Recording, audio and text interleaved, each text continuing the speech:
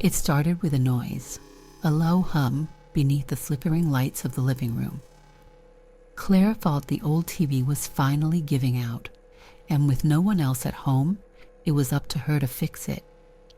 She clicked the remote, but instead of turning off, the screen erupted in static. White snow hissed across the glass. Annoyed, she pulled the plug. The TV stayed on. Claire froze, the hairs on her neck standing up. She tugged the cord harder. Nothing. Static blared.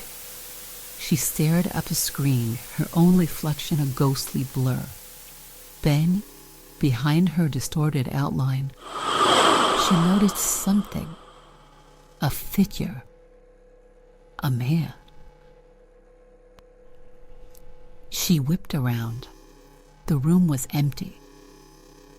Her pulse raced as he turned back to the screen. He was still there, tall, dark, unmoving, his face shadowed, standing just behind where she should be. Claire backed away, but her reflection stayed still, frozen, her shadowed face staring blankly back at her. The man didn't move either. The static seemed louder now, almost like whispers beneath the hiss. Claire squinted at the screen. The man tilted his head slightly. A whisper broke through the noise. "Come closer." Claire gasped, stumbling backward, her foot catching on the coffee table. The sound grew sharper, like nails scraping glass. The man in the static moved, slowly, unnaturally. He stepped toward the screen. Claire turned and ran into the kitchen, hands trembling as she gripped her phone. She tried to call her mom, her friends, anyone, but the screen displayed no signal. The hissing static carried from the living room into the kitchen, filling the air like thick smoke. "Stop it," she muttered, tears pricking her eyes. "Stop it, stop it." The TV snapped off. Silence fell. Claire crept back into the living room. The TV was dark now, its screen black and empty.